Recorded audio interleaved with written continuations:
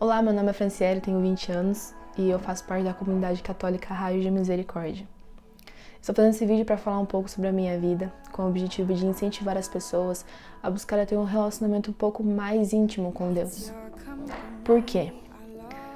Nós vemos uma realidade, vivemos numa sociedade onde as pessoas procuram muito trabalhar, estudar, focam muito nessa vida social e esquecem de ter esse relacionamento com Deus. De 24 horas do nosso dia, quanto tempo nós disponibilizamos para estar com Deus e falar com Deus? E muitas catástrofes acontecem na sociedade e as pessoas perguntam, onde está Deus? As pessoas esquecem de se perguntar onde nós estamos. Quanto tempo nós tiramos para falar com Deus? As pessoas se preocupam muito em trabalhar, em estudar e esquecem de cuidar da sua vida espiritual. Muitas pessoas se denominam católicas e cristãs, só que não vivem uma intimidade com Deus. Então isso é hipocrisia. Como eu posso me denominar cristã se eu não vivo um relacionamento com Deus? E assim foi na minha vida por muito tempo. Muito tempo eu pensei que estava na igreja, muito tempo eu pensei que vivia debaixo da vontade de Deus. Muito tempo eu pensei que estava fazendo aquilo que era certo para a minha vida, mas não. Eu passei a minha vida inteira, sempre fui criada em berço católico, fui catequizada, recebi a minha crisma, minha primeira comunhão, fui batizada quando era pequena. Porém, eu vivia uma realidade de somente ir na igreja no domingo e achava que aquilo era suficiente. Eu ia na igreja, passava 1 hora só dentro daquela igreja, mal e mal escutava o que as pessoas falavam e tudo bem, fiz o meu papel de cristã, fiz o meu papel de católica. Até que as coisas na minha vida foram começando a ficar mais complicadas e eu passei por uma dificuldade muito grande. Eu tinha 14 anos, eu não cheguei a ser consultada ou diagnosticada com depressão, porque eu nunca me permiti, nunca me abri, nem com meus pais, nem com um psicólogo, nem nada. Mas chegou numa fase que eu não aguentava mais e eu pensava muito em tirar minha vida, porque eu estava muito mal. E os motivos de terem me deixado tão mal foram muito banais. E é isso que acontece com os jovens de hoje. O motivo pelo qual os jovens se suicidam, o motivo pelo qual os jovens se drogam, se alcoolizam, vivem embriagados, são motivos banais, muito banais. E a única razão aí disso é que nós trocamos Deus pelas coisas do mundo. E era isso que eu fazia, trocava Deus pelas coisas do mundo. Vivi muito tempo desse jeito. Era uma coisa errada, mas eu não sabia, eu era ignorante, eu não sabia que aquilo que eu estava fazendo na minha vida estava me levando para o caminho da perdição. E louvo a Deus por ter entrado nessa fase, eu vou dizer que é depressão, mas eu não fui diagnosticada porque eu nunca cheguei aí no psicólogo, porque eu não me abria, eu não tinha capacidade para falar e pedir socorro para alguém. Mas eu estava muito mal.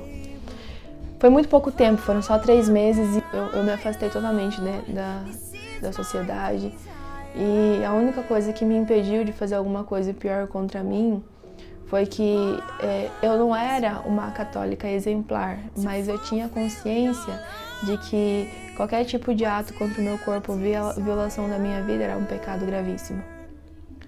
Então eu fiquei naquela depressiva, mal, só que eu sabia que era errado eu cometer qualquer coisa contra a minha vida. Porque somente Deus tem o poder de dar e de tirar a vida. Como eu não tinha nenhum apoio dentro da igreja, porque eu nunca me abri para ninguém, eu não conversava nem com meus pais, eles tentavam me ajudar, mas eu não me abria para receber essa ajuda, eu percebi que o próprio Deus veio em meu socorro. Não por orações minhas, porque eu já tinha desistido da minha fé. Eu vivia por temor, por medo somente. Teve um dia que meu pai foi trabalhar, pediu pra mim desligar o notebook pra ele, E quando eu fui desligar, ele já tinha saído de casa, eu fui desligar, tava passando uma pregação de um senhorzinho bem feio, bem velho, bem caquético, sabe? E aquele senhorzinho, ele estava com câncer em fase terminal. E ele, debilitado daquele jeito, mal e mal conseguia falar direito, e falava para uma multidão de pessoas. E aquela multidão de pessoas aplaudia aquele homem com tamanho fervor, E ele falava, eu estou na última fase da minha doença, mas eu não posso parar de evangelizar. E eu fui assistir aquela pregação, fui procurar quem era Padre Léo, era o nome daquele homem. Ele estava fazendo a sua última palestra, a última pregação, buscar as coisas do alto. E ali eu percebi que eu não estava buscando as coisas do alto, eu estava buscando as coisas do mundo. E por isso que eu estava daquele jeito. Porque uma pessoa que busca as coisas do mundo nunca será preenchida. Porque a nossa alma não foi feita para buscar as coisas do mundo, as coisas terrenas, as coisas limitadas. Nossa alma foi feita para buscar algo acima de nós, acima da nossa razão.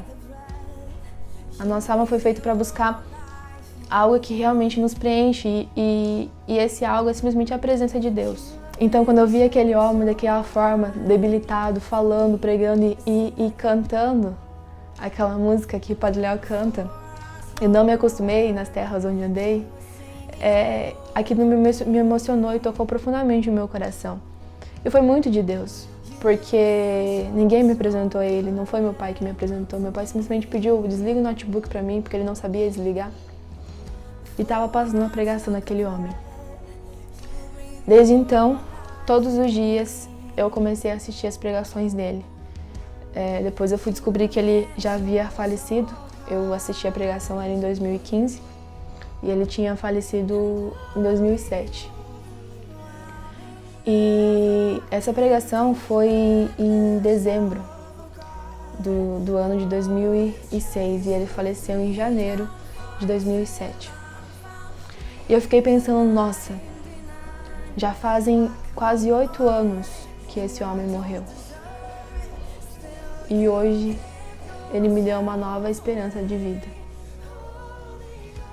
A palavra, ela perdura, mesmo depois da morte de uma pessoa. E se não fosse o sim deste homem, se não fosse o sim desse sacerdote, para se doar inteiramente para a pregação da palavra, para evangelizar as pessoas, talvez eu não estaria viva. Porque a doença estava me consumindo, aquela tristeza estava me consumindo. Talvez chegaria uma hora, num desespero, e eu poderia ter atentado contra a minha vida. Porque uma pessoa, quando ela está totalmente desesperada, ela não pensa em nada, ela não consegue raciocinar, porque os sentimentos, a parte afetiva, ela toma a razão da pessoa. E quando eu conheci esse padre, esse sacerdote, eu vi uma felicidade dele que eu não tinha. E aí eu fui procurar essa felicidade. E todos os dias eu assistia por mais de 8 horas seguidas as pregações dele. Baixei todas as pregações dele no meu computador. Ele tem mais de 200, 300 pregações. E eu baixei. Pregações diretamente para jovens, para casais, para solteiros, para qualquer tipo de pessoa. Um sacerdote que doou a vida inteira dele, buscando prostitutas, buscando drogados, buscando pessoas que estavam o mais longe possível de Deus, ele trazia para perto. E por mais que eu conhecesse aquele sacerdote, eu ainda não tinha um amparo físico. Eu não tinha pessoas perto de mim para me amparar, né, religiosamente, psicologicamente. E a minha vida era ir para a escola, né, ficar a manhã inteira na escola, não prestava atenção em nada, não estudava, simplesmente ficava lá de cabeça baixada, não conversava com quase ninguém. As minhas amigas estavam ali, elas não tinham mais nada para fazer por mim. Tudo que elas podiam fazer, elas já tinham feito. Até que uma amiga minha, muito próxima, ela chegou para mim e falou: Fran, vai ter um retiro chamado Aviva Jovem, vai acontecer em outubro, e eu quero que você vá. E eu falei, então tá bom. Eu nunca tinha ido para nenhum retiro de igreja, nunca. Eu não conhecia essa realidade de retiro, não conhecia nada fora da celebração no domingo. Não conhecia nada fora disso. Em casa eu não rezava, eu não conversava com Deus, eu não tinha esse relacionamento com Deus. Mas como eu já estava totalmente perdida e realmente eu estava aceitando tudo que vinha pela frente, graças a Deus eu não procurei nada que pudesse ofender a Deus, assim, em questão de tratamento ou outras religiões que não são agradáveis a Deus, né? E não desisti da minha fé, porque nesses 3 meses as pregações de Padre Léo me sustentaram e me deram força para mim não desistir. Eu fui para esse retiro, meu pai me levou, e quando eu cheguei lá, todo mundo me acolheu, né? Foi um retiro muito pequeno. Foi um retiro realizado para jovens pela comunidade a qual eu faço parte hoje. E quando eu cheguei, todos eles me receberam com muito amor, muita alegria, sabe? Com um calor, um amor muito grande. E quando eu comecei a participar daquele retiro, eu via todos aqueles jovens pulando, dançando, brincando. E a única coisa que eu falava para Deus era, eu queria ser feliz desse jeito. Porque até então, eu não conheço essa felicidade. Porque a minha felicidade, entendam, era baseada em coisas terrenas, sabe? Era baseada em coisas que eu pudesse ver, tocar, experimentar, músicas, filmes. A alegria que eu conhecia era alegrias passageiras desse mundo. Logo, a minha alegria também era passageira. A partir do momento que a gente busca a alegria em coisas que são eternas e encontramos essa alegria em coisas que são eternas, a nossa alegria se torna eterna. E eu conheci aqueles jovens, eles brincavam, dançavam, pulavam. E ali naquele retiro eu tive uma experiência muito profunda com Deus. Foi quando a minha ficha caiu e eu percebi que a única razão da minha tristeza era que eu não tinha uma intimidade com Deus. Desde então, eu nunca permiti que a minha alma parasse de buscar a Deus. E hoje, irá fazer 6 anos agora em outubro que eu participo da comunidade. Em outubro agora acontecerá o 7º Aviva Jovem. Então são 6 anos que eu decidi viver essa vida. Claro que teve muitos altos e baixos na minha vida, muitas vezes eu errei, muitas vezes eu caí, muitas vezes eu saí da igreja. Só que o mais importante de tudo, eu nunca desisti. Hoje eu vivo uma realidade missionária. Eu participo como consagrada de vida. Eu moro na comunidade. Quando eu fiz 18 anos, eu trabalhava, né, e eu tinha começado a faculdade já e tudo. E eu recebi um chamado de Deus para viver esse chamado missionário, essa missão. E eu aceitei, eu fui morar na comunidade, antes era no antigo Hotel Harbor. Eu fui morar, eu e mais 40 jovens, fomos morar, viver essa vida missionária.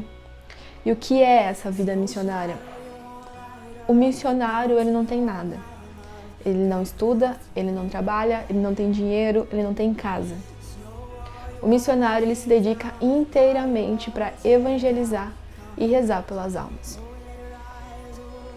Eu vivi assim 1 ano e eu decidi voltar para casa dos meus pais, voltei a trabalhar, voltei a fazer faculdade.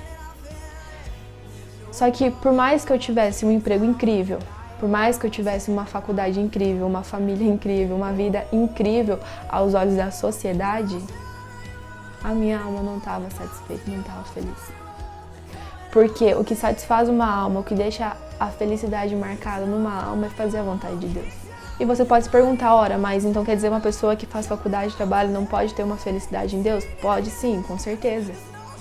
Só que tem pessoas que são chamadas a viver algo mais profundo. Tem pessoas que são chamadas a dar tudo. E foi o meu caso. Quando eu consegui compreender que o que Deus queria de mim era tudo, e eu tomei coragem e larguei tudo para viver o tudo que Ele queria que eu vivesse, a minha alma ficou em paz. Um dia, uma pessoa que eu conheço, um menino, faleceu e eu fui no velório dele e eu fiquei muito mal mesmo. Porque na mesma semana que ele faleceu, ele me veio na mente. Só que eu não rezei por ele. E ele faleceu de uma forma muito bruta, muito violenta, muito triste, a família dele ficou arrasada. E eu fui no velório dele. E eu via aqueles jovens, os amigos dele, sabe? Jovens mergulhados na droga, no alcoolismo. Jovens que não têm perspectiva de vida. Jovens que vivem em festa, que a única vida que eles têm é essa. E a vontade que eu tinha, sabe, era de chegar naqueles jovens e chacoalhar eles, falar, ei, olha pra tua vida. Você está feliz da forma que você está vivendo? Só que eu percebi que antes que eu pudesse fazer isso naqueles jovens, eu precisava fazer isso em mim. E foi quando eu me confrontei.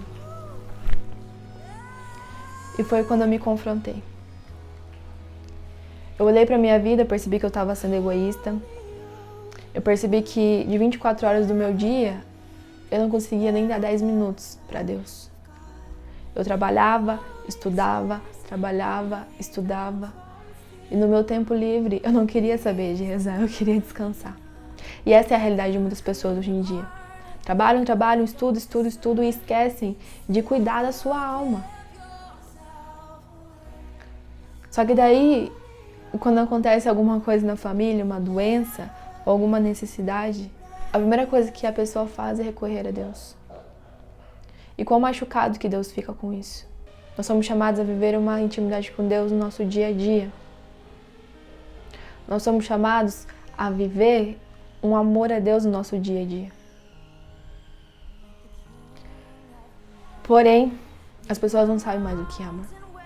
Mas as pessoas falam que amam a Deus, que vivem a vontade de Deus, que fazem a vontade de Deus, porque é isso que Deus quer para a minha vida.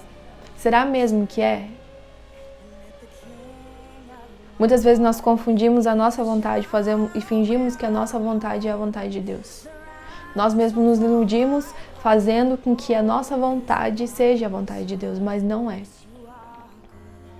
Não é. E Deus deixa que nós caiamos nesse erro. Porque Deus fala, avisa, mas nós ficamos presos na nossa vontade própria, na nossa cegueira.